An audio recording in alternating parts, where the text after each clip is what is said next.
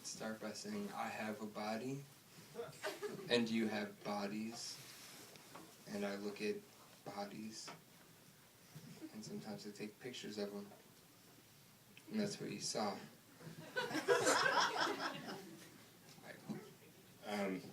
Okay.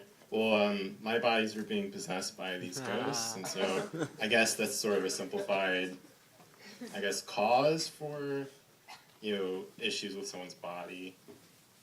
And then I gave a simplified solution, which didn't really work out, and then honking horns. Okay. How do I follow that? The strategy I use, which is pretty obvious, is use of extreme close-ups, which Randy uses too. And Randy actually shot certain parts of my film, and Blake did other parts. So it's the stylistic link is there. But I talked a little bit about it during my noontime talk about the idea of the body has to be my body. It has to be a conflation, because I've been interested in exploring the effect of shame over this past 2 years in Chicago. So the idea of conflating the shamer and the shamey. So both shamer and shamey are inhabiting the same body, which is mine. Yeah. So it has to be my body on screen. Yeah. I hope that answers your question. A lot of my films, to continue my question about body and what you just said, a lot of the films that we're both doing are, and Michael too, are in some ways portraits and self-portraits. So you're displaying another person, but also giving a self-portrait of yourself in such a way that we're taking an opposite approach, where you feel that displaying your body is a self-portrait, and I think that in the portraits that I do of other people, there's more of a self-portrait in there while you're seeing them. And perhaps my self-portrait is also a portrait of others. Yeah, you can read it that way too. Gonna open this up to the audience. Do we have questions for our makers? I'm sure you do. Yes, Patrick. I just want to ask Randy, when using your own body in your films, like, at what point, even like just chronologically, is it like a self-conscious move versus one that's a natural extension? You know what I mean? Like one that sort of like is preemptive towards criticism or critique, and then one that is just actually just the natural progression. Yeah. Well, I think it's always sort of self-conscious when you're filming yourself, but what I like is that I don't know what I'm going to look like or what I'm going to show myself as. So a lot of the films were shot in such a way that I'm not picking anything to film. If that makes sense. I don't think I understand that.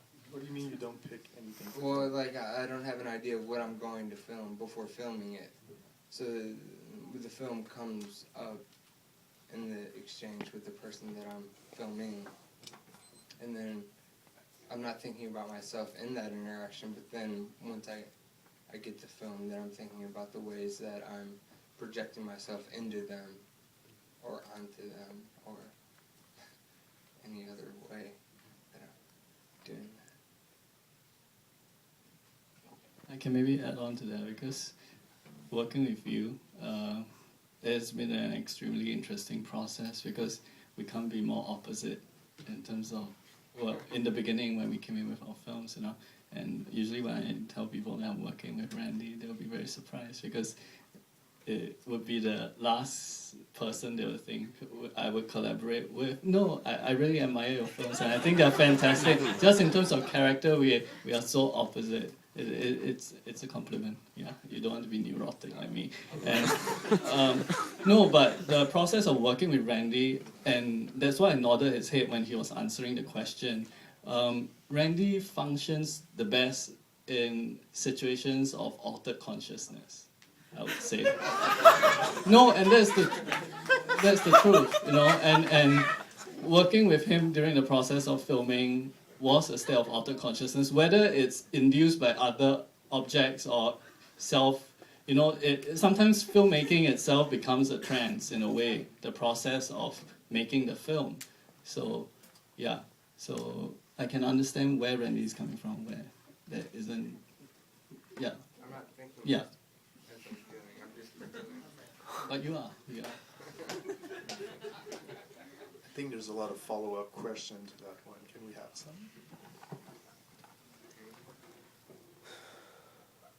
Was I talking too much? What about the same question to Z? Yeah. Same question to Z. Can you repeat your question again? Sorry. No, yeah. Well, at what point is it like a self-conscious move to use your own body to sort of like distance or to sort of preemptively predict criticism of using other people's bodies and objectifying them? And at what point is it a natural extension of like your practice? I think you have a great point. Yeah, my answer is really different because from the very beginning, ever since I started making films, I've always used my own body, and there are many reasons for that. One of the main reasons is at the beginning when I started making films, it's mainly resources. Like, how can I convince someone else to do or perform what I require of them if I'm not performing it myself? That was the basic rationale back at that time. Then since then, of course, it has evolved along the process. And now I guess when you put yourself on in your films, it's also training your own body to be performing for yourself.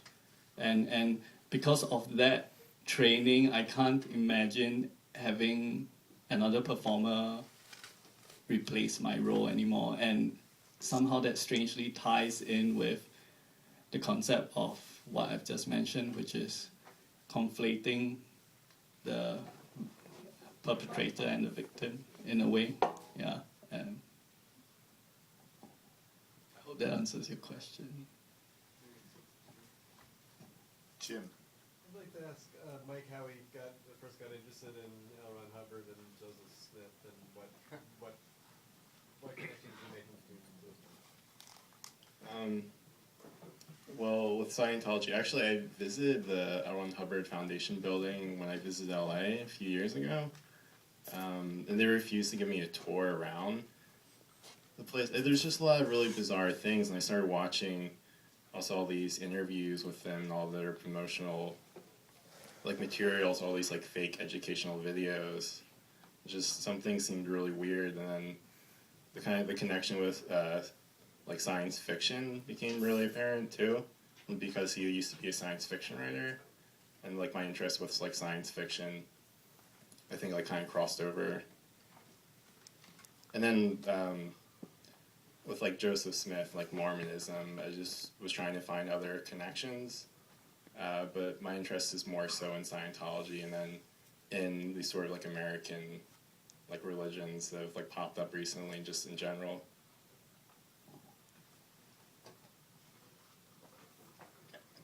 I kind of have a sort of follow-up question to Jim's question. It's for both Michael and Z. You're both creating new texts out of multiple sources, and I was sort of curious about the sort of writing process that goes into the work. Yeah. For both. Sure. So I say about half the material is actually based off of historic facts or actual language that is used by these figures. Another half is skewed around to fit into a new narrative. So it's I guess 50% in reality, or what actually had existed before. I don't know if that explains. Well, then the other 50 is me skewing around, trying to fit together, or just inventing. Shankar has been in process, research process, gestation, I think that's the word, for the past 2 years, ever since I arrived. And the interview clips you actually hear are actually, can I say it? Joey actually interviewed me, and it was almost 1 year ago, 1.5 years ago. And the interview, I knew I wanted to make a film about my experience with syphilis, but I didn't know how I was going to go about it. So this past 2 years, I've been collecting texts, revising and revisiting, eliminating some texts, working with my advisors, like Barbara probably saw the earlier part of the process where there are a lot of texts which I didn't eventually use, and I whittled it down to 3 texts, which is, I have trouble pronouncing his name, even I use it as Gauguin, yeah. Yeah, I get it. Gauguin's text, Writing of a Savage, and Water Skeets, Malay Magic, and the third text is actually introduced by Randy after I sent him my sources, which is Fragment of an Agon by T.S. Eliot. And I encountered Gauguin and I used him in my work is because it's pretty obvious the parallel. He had syphilis, I had syphilis. I wanted to explore the history of syphilis. Okay, that's not a good way to phrase it, but the historical trajectory that the disease has as compared to other diseases. I was consciously thinking of that. And Malay Magic is because I've been obsessed with the figure of the Pontianak, which is this female banshee who transforms. And it's a link from the very first semester when I did the film about the 2 women, those who remember. So there's part 2, but a very oblique part 2. Yeah. Yes, Chris. Even though these films seem to be kind of grounded in some sort of either historical fiction or historical fact, I mean, how interested are you guys in actually creating a fictitious or imaginary world out of this very documented stuff? Well, for me, it's the connection between fiction and myth. Because my interest is mostly in mythologizing, making a myth of these people that I'm filming, who are non-fiction individuals. This isn't fictionalized, but then mythopizing or making a character out of them, in the way that epic poems make characters out of nobodies is my interest.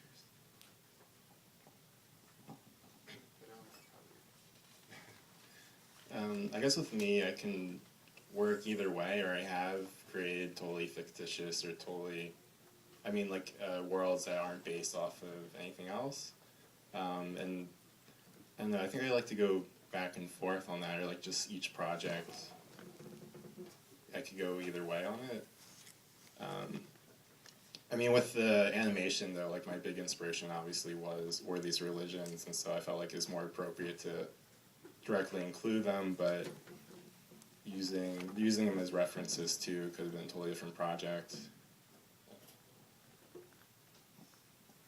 Yeah, I guess it's similar to the 2 responses that were offered earlier. And for this film specifically, I was interested in transforming the body and transforming the landscape. So that was what I was consciously at the back of my mind trying to do. Yeah. That's that.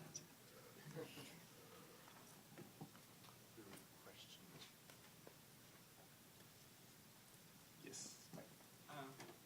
In each one of them, there's a very prominent use of orifices, and I was just sort of maybe wondering a little bit, or would like to hear each of you talk about your relationship to them as these sites of entrance and exit, and also the fluids and the power that. Mike, I think you've said it though. We entered and we exit. I've come in and I've come out, and that's it. What about the skull fucking? Never heard the term. I don't know. I think that it's a very not a simplistic, but a way of understanding what's happening in my films is that I'm pretty preoccupied with both the entrance and the exit, and to the world and various manifestations of that. So you're always coming, you're always going, somebody's got to pay the rent. To quote another Eliot poem.